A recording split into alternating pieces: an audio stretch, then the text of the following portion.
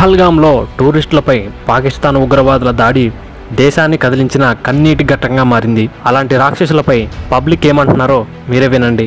కాశ్మీర్లో జరిగిన దాడి ఘటన ఎలా ఖండిస్తారు? అది అన్యాయమే, అక్రమంగా హిందువుల మీద చేసిన దాడి. టూరిస్టుల పైన ఉగ్రవాదుల దాడులు అయితే జరుగుతున్నాయి. అది చాలా దారుణం అండి. అది మటుకు దారుణం. అది గవర్నమెంట్ ఫెయిల్యూర్ అని చెప్పాలి. జమ్మూ కాశ్మీర్లో పైన ఉగ్రవాదులు దాడి చేయడం అది తప్పే కదండి. మరి అన్యాయమే. దాడి చేయాల్సింది వాళ్ళ మీద. పాకిస్తాన్ మీద దాడి చేయాలి, వాళ్ళని అంతమొందించాల్సిందే. ఉగ్రవాదులు లేకుండా అంతమొందించాలి. అది చాలా హేయమైన చర్య అండి. అలా చేయడం చాలా బాధాకరం. అందరూ కూడా చూసాం మనం. ఒక ఇద్దరు మ్యారీడ్ కపుల్ కూడా వెళ్ళారు. ఆ ప్రభుత్వానికి అంటే కేంద్ర ప్రభుత్వం చర్యలు తీసుకోవాలి. అది ఒక రాష్ట్ర ప్రభుత్వం కాదు, కేంద్ర ప్రభుత్వం కూడా చర్యలు తీసుకొని దాన్ని ఖండించాలా. కాశ్మీర్లో కూడా చూసుకుంటే కనుక టూరిస్టుల పైన ఉగ్రవాదుల దాడులు అయితే జరుగుతున్నాయి. అది చాలా దారుణం అండి. అది మటుకు దారుణం. అది గవర్నమెంట్ ఫెయిల్యూర్ అని చెప్పాలి. ఎందుకంటే అక్కడ భద్రతా దళాలు పెట్టుకొని చేయాల్సిన పని వీళ్ళు మనుషులు చచ్చిపోయిన తర్వాత నేను పోయినాను, హోమ్ మినిస్టర్ పోయినానంటే చాలా తప్పది. సార్, అక్కడికి వెళ్ళిన హనీమూన్కి కొత్తగా పెళ్ళైన గంట పోయినారు పాపం. 6 నెలలు వాళ్ళంత పోయినారు. చాలా దారుణం కదండి. అది ఎవరు హర్షించదగ్గది కాదు. ఇది గవర్నమెంట్ ఫెయిల్యూర్ కింద లెక్క చెప్పాలి. సార్, అక్కడికి వెళ్ళి వాటిని మీ మతం ఏంటని చెప్పేసి కూడా అడిగి మరి దాడి చేయడాన్ని ఎలా చూస్తారు? చాలా దారుణం అండి. దీనికి సంబంధించి కూడా దేశంలో ఉన్న రాజకీయ నాయకుల దగ్గర నుంచి సినీ హీరోల వరకు కూడా దీన్ని ఖండిస్తారు. డెఫినెట్గా ఖండిస్తారు ఎవరైనా. అది ఉగ్రవాద దాడి అని చెప్పినానికి ఎవరైనా ఖండిస్తారు. అది గవర్నమెంట్ ఫెయిల్యూర్ కింద లెక్క అవుతుంది. ఎందుకంటే అక్కడ భద్రతా దళాలను పెట్టుకొని చేయకుండా వీళ్ళు తీసుకొచ్చి ఎక్కడో పెట్టుకొని అయిపోయిన తర్వాత నేను పోయినా చేశాను, అమిత్ షా పోతే ఏంటి, నేను పోయినా ఒకటే, అంతే. జమ్మూ కాశ్మీర్లో పైన ఉగ్రవాదులు దాడి చేయడం అది తప్పే కదండి. మరి అన్యాయమే. దాడి చేయాల్సింది వాళ్ళ మీద. పాకిస్తాన్ మీద దాడి చేయాలి, వాళ్ళని అంతమొందించాల్సిందే. ఉగ్రవాదులు లేకుండా అంతమొందించాలి. ఉగ్రవాదులు ఉన్నంత మాత్రాన మనకు నష్టమే కదా. ఉగ్రవాదాలు మన రాష్ట్రంలోకి ఎందుకు, మన దేశంలోకి ఎందుకు వస్తున్నారు వాళ్ళు? మన దేశాన్ని ఎందుకు నష్టపరుస్తున్నారు? కనుక మనం దాని మీద యాక్షన్ తీసుకోవాలి. అందరం కలిసికట్టుగా ఉండాలి, యాక్షన్ తీసుకోవాలి. వాళ్ళ మీద దాడి చేయాల్సిందే. ఉగ్రవాద శిబిరాలు ఎక్కడున్నాయో పాకిస్తాన్ ఏరియాలో ఆ శిబిరాల మీద దాడి చేయాలి, వాళ్ళని అంతమొందించాలి. అది మా కోరిక. కొత్తగా పెళ్ళైన వారి గంట హనీమూన్కి వెళ్ళారు సార్. అవును. అందులో చనిపోవడం బాధ కదా. మరి చాలా బాధ. కొత్తగా పెళ్ళైన జంట వెళ్ళారంటే మరి ఒకడు మళ్ళీ మగవాళ్ళని చంపేసి ఆడవాళ్ళు వదిలిపెట్టారు. మగవాళ్ళని చంపేశారు, ఆడవాళ్ళు వదిలిపెట్టారు.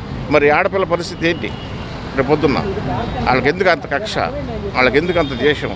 ఇండియా మీద ఎందుకని అంత బాధపడుతున్నాం? కనుక మతాన్ని ఏంటి అని అడిగి చంపడం. మరి హిందూ మతాన్ని వేరుకోని మేము చంపడం ఏంటి? మరి ముస్లిమ్స్ని వదిలేయటం ఏంటి? ముస్లిం ఏంటి, హిందూ ఏంటండి? మన దేశంలో అందరూ ఒకటే. కానీ మన దేశం మీదకి వాళ్ళు ఎగబడి రావడం, ఇట్లా మన దేశాన్ని నష్టపరచడం, మన దేశాన్ని ఇబ్బంది పెట్టడం, ఈ నానా రకాలుగా వెళ్తున్నారు. ప్రజలు వస్తున్నారు, నాయకులు వస్తున్నారు, సానుభూతి తెలుపుతున్నారు. ప్రాణాలు తిరిగి రావు కదా. దాన్ని మనం ప్రజలందరం కూడా అవసరమైతే మనం కూడా యుద్ధం చేయడానికి కూడా సిద్ధంగా ఉండాలి. ఇప్పుడు దేశంలో ఉన్న రాజకీయ నాయకుల దగ్గర నుంచి సినీ హీరోల వరకు కూడా దీన్ని ఖండిస్తున్నారు. అందరూ ఖండిస్తున్నారు. పబ్లిక్ మేము ఖండిస్తున్నాం. వాళ్ళ మీద దాడి చేయాలని కోరుకుంటున్నాం. వాళ్ళ మీద దాడి చేయాల్సిందే, ఆపడానికి వీల్లేదు. దాడి చేయాలి, ఆ ఉగ్రవాదాన్ని కూడా అంతం చేయాలి. ఆ పాకిస్తాన్ బోర్డర్లోకి వెళ్ళి ఉగ్రవాదుల్ని శిబిరాల మీద కూడా దాడి చేయాలి. దాడి చేస్తేనే మనకు శాంతి కలుగుతుంది. మన దేశంలోకి ఎవరు రాకుండా చూడాలి. జమ్మూ కాశ్మీర్లో టూరిస్టుల పైన ఉగ్రవాదుల దాడులు అయితే జరుగుతున్నాయి. దీని గురించి మీరేమంటారు? అది చాలా హేయమైన చర్య అండి. అలా చేయడం చాలా బాధాకరం. అందరూ కూడా చూసాం మనం. ఒక ఇద్దరు మ్యారీడ్ కపుల్ కూడా వెళ్ళారు. I think not I'm wrong, like 18th or 20th వాళ్ళకి మ్యారేజ్ జరిగితే 24th ఆయన చనిపోయారు. సో అది చాలా బాధాకరం అండి. అలా ఎంతోమంది ప్రాణాలు కోల్పోయారు. అలా చేయడం చాలా తప్పు. అలా చేయకూడదు, అలా జరగకూడదు ఇంకెవరికి కూడా అని కోరుకున్నాను. వాళ్ళందరికీ నివాళులు చేస్తున్నాను. అక్కడికి వెళ్ళిన వారిని కూడా మీ మతం ఏంటి అని చెప్పేసి కూడా అడిగి మరి అలా దాడి చేయడం అనేది ఎలా? ఇవాళ మనం మోడర్న్ డేస్లో ఉన్నామండి. ఇవాళ రిలీజియన్, క్యాస్ట్ ఇవన్నీ చాలా తప్పు. అవన్నీ చూసుకోవడం కూడా ఇవాళ ఎంతో ముందుకు వెళ్తుంది దేశం కానీ మన రాష్ట్రాలు కానీ అన్నీ మనకి మోడర్న్ డేల్లో ఉన్నాం. ఇవాళ పురాతన కాలం కాదు ఇది. ఒక రిలీజియన్ కానీ క్యాస్ట్, క్రీడ్ ఇవన్నిటిని తప్పు పడుతున్నాం అండి. అలాంటి కరెక్ట్ కూడా కాదు. దేశంలో రాజకీయ నాయకుల దగ్గర నుంచి కూడా సినీ హీరోల వరకు ఖండిస్తున్నారు పబ్లిక్గా మీరే. అవునండి, ఖండించారు. నిన్న కూడా నందమూరి బాలకృష్ణ గారు కూడా పెట్టారు. ఇది చాలా హేయమైన చర్య, మనం ఇలా చేయకూడదని కూడా ఆయన పెట్టడం జరిగింది. ఇలా ఇతర హీరోలు కూడా మహేష్ బాబు గారు ఇలా అందరూ పెట్టారు. ఇవాళ ఒకరికొకళ్ళు స్ఫూర్తి అండి. ఇలా హీరోలు చెప్పడం వల్లనే ఇక ఎంతోమంది యువత కానీ ఎంతోమంది చూస్తున్నారు. అది వాళ్ళ మైండ్లోకి వెళ్తుంది ఎంతోమందికి చెప్తే. ఇలా చెప్పడం వల్ల రిపీట్ కాకుండా ఉంటాయి. ప్లస్ ఏంటంటే ఒక అవగాహన కలుగుతుందండి ఇలా హీరోలు పెద్ద పెద్ద సెలబ్రిటీస్ చెప్పడం వల్ల. దీనికి సంబంధించి కూడా నిన్న వైసీపీ ఏదైతే ఉందో శాంతియుత ర్యాలీ కూడా నిర్వహించుకుంటారు. ఖండిస్తూ మీరేమంటారు శాంతియుత సర్వీస్? కరెక్ట్గా అండి, అందరూ చేయాలి. ఒక వైసీపీ అనే కాదు, ఒక తెలుగుదేశం అనే కాదు, జనసేన అనే కాదు, ప్రతి పార్టీ చేయాలి. అందరూ ఒక పార్టీలకు అనుగుణంగా మొత్తం అందరూ చేయాలి, దీన్ని ఖండించాలి. రేపు ఇంకొకసారి రిపీట్ కాకూడదు ఇలాంటివన్నీ అని చెప్పేసి చేస్తున్నాం. జమ్మూ కాశ్మీర్లో టూరిస్టుల పైన ఉగ్రవాదులు దాడులు జరగడం జరుగుతుంది. ఆ ప్రభుత్వానికి అంటే కేంద్ర ప్రభుత్వం చర్యలు తీసుకోవాలి.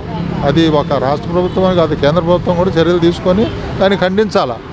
ఎంతమంది జనాలు చనిపోయారు, కాల్పులు, అన్ని అమాయక ప్రజలు చనిపోయారు. అదే ప్రభుత్వం అట్లా నిర్లక్ష్యంగా ఉంది కాబట్టి అట్లాగా జరిగింది.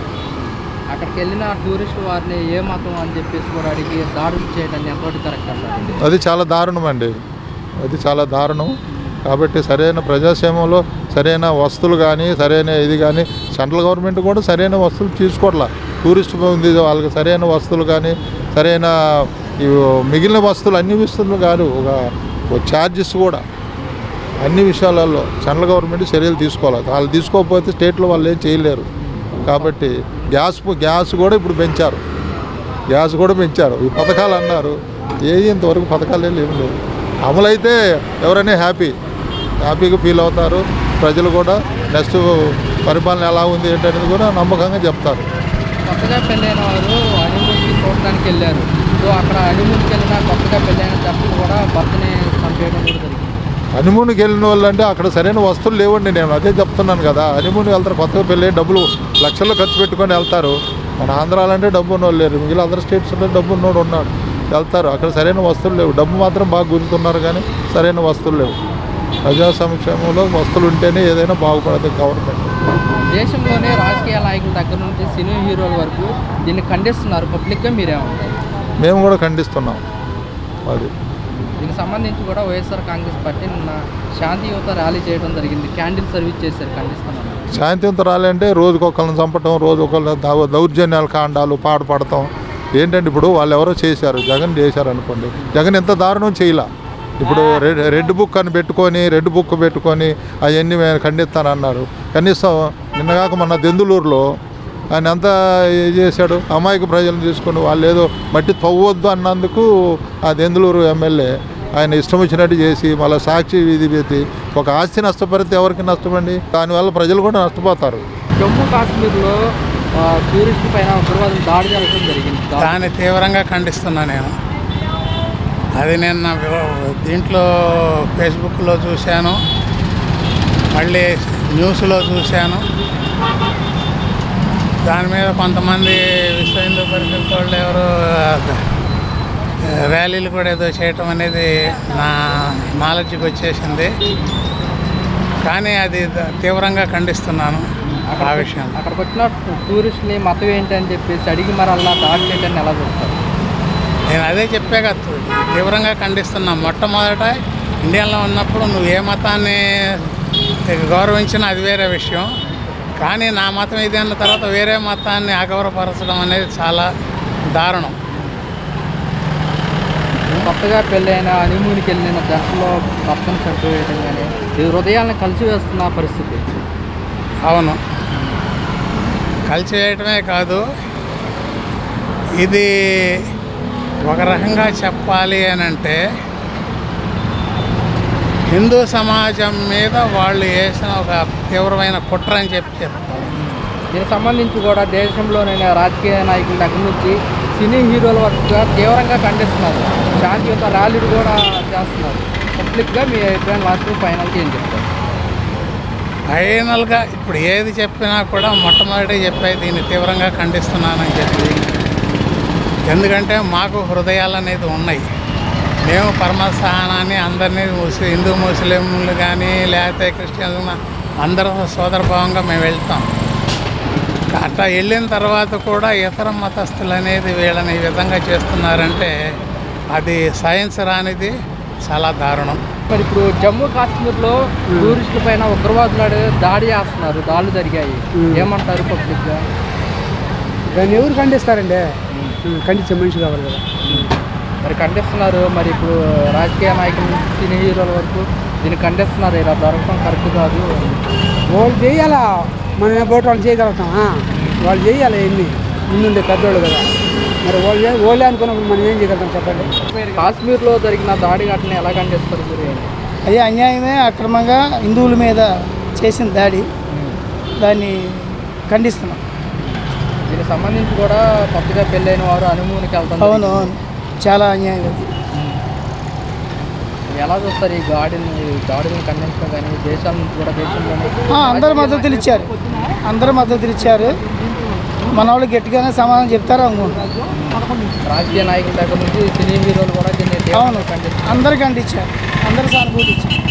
మరి ఇప్పుడు జమ్మూ కాశ్మీర్లో టూరిస్టుల పైన ఉగ్రవాదులు దాడి చేయడం జరిగింది. అదంతా రాజధాని వాళ్ళు పెద్ద వాళ్ళు చూసుకోవాల్సిన విషయం. అది నా బోటో చెప్పేది కాదుగా.